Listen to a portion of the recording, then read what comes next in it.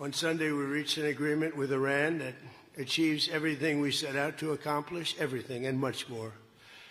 Ending the current conflict, reopening the Strait of Hormuz, and preventing Iran from ever obtaining a nuclear weapon. That's what it was all about.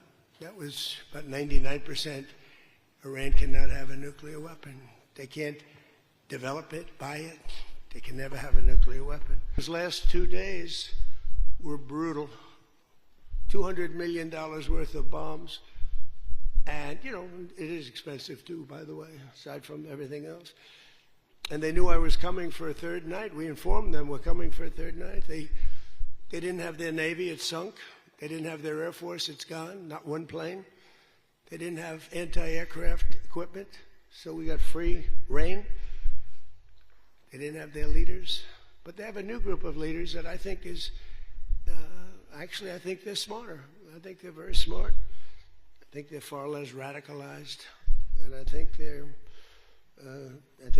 really good. They love their country. You know, you talk about regime change, nobody will say that, but I guess that's, look, their one set of leaders is all gone. Their second set of leaders is all gone. Their third set of leaders a little bit gone, but for the most part, and frankly, I think that's regime change. I think they're going to behave much differently. I think they see a different way of life that they were never exposed to.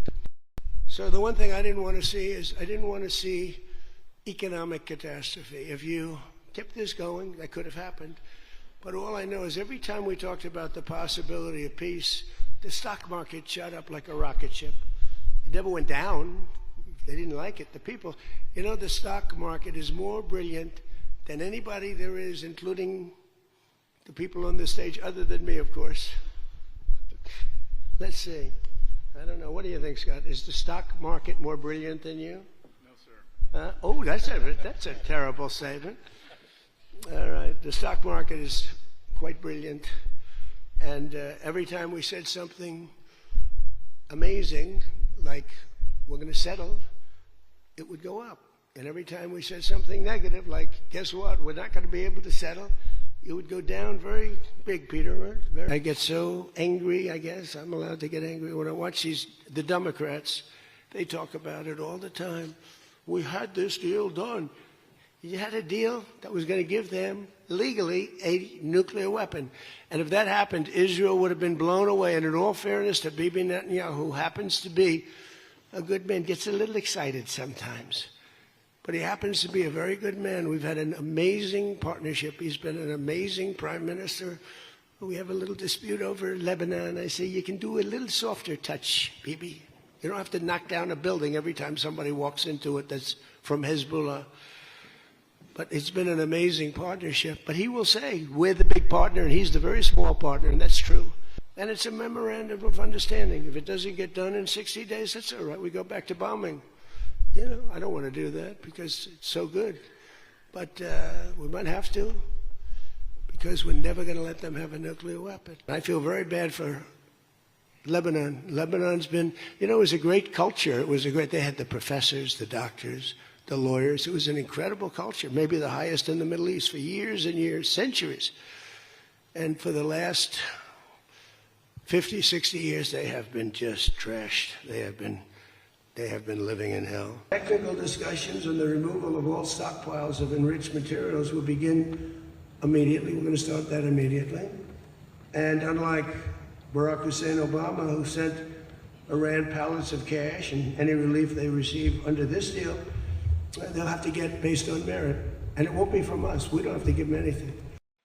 If they don't honor the agreement, or some things aren't even mentioned in the agreement, it's a memorandum of understanding, but we have an understanding of certain things without writing it.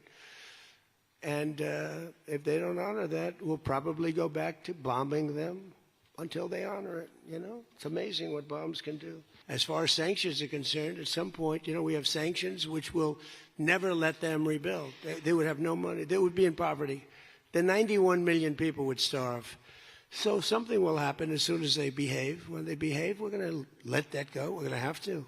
I put sanctions on a lot of people, and then I let them go. We have taken a lot of their money, and we have their money. We have taken their money. It's not our money. It's their money. And we froze it. At a certain point in time, I guess we're going to have to give it back. You know, if we didn't give it back, nobody would ever invest in the dollar again. I didn't do this for regime change, but I think this group is regime change. Maritime traffic through the Strait of Hormuz has already increased very substantially, and the normal flow of energy will resume in the coming days, and trillions of dollars will be made by the world, and the stock market will, I believe, continue to rise. The only difference is that a player that's very volatile, very tough, very smart, frankly, you know, they have in one way a primitive culture, but it's also a genius primitive culture. They're very smart people, very good negotiators, but so are we. So we'll be working on a parallel effort with the Gulf nations to address non-nuclear issues such as the conventional ballistic missiles, which we'll be talking about, and support. I mean, they have to have some because other people have some. You got to have some. What I'm doing and what I did should have been done years ago. Would have been much easier, much less firepower, but it wasn't. And again, I want to thank all those countries, and I want to thank Israel and Bibi Netanyahu. So I think China's been terrific. I told you that before. They could have been bad. They could have sent in to try and block or break the blockade. They could have sent in an oil ship with 6 destroyers alongside of it on each side. They didn't do that. President Xi helped me. He tried to help, and I think he probably helped get it solved. You know, they get 50% of their oil from that location. So that wasn't that easy. President Xi was fantastic. He tried to help me solve it. As I expressed to the world leaders here this week, it's my hope that the peace agreement will be the beginning of a much larger deal all across the Middle East. We're very close. Look at the job we've done in Gaza. Look at Hamas. Hamas has been very silent. You haven't read anything about Hamas. The Lebanon peace is something we'll have to work on a little bit. It's a very small piece of the puzzle, actually, but it still makes a lot of noise. The big deal is the Iran deal. That's where the money is, where the power was. But they have Hezbollah, and we got to get that done one way or the other. We'll do it. I think Israel can do a much better job on it. Syria would love to do it. If it works out, I'm going to take the credit. If it doesn't work out, I'm blaming JD. You better be careful, JD. He's going to turn his plane around and get the hell out of here. Yeah, I like that idea. I think it's a good idea. Thank you very much, everybody. Thank you.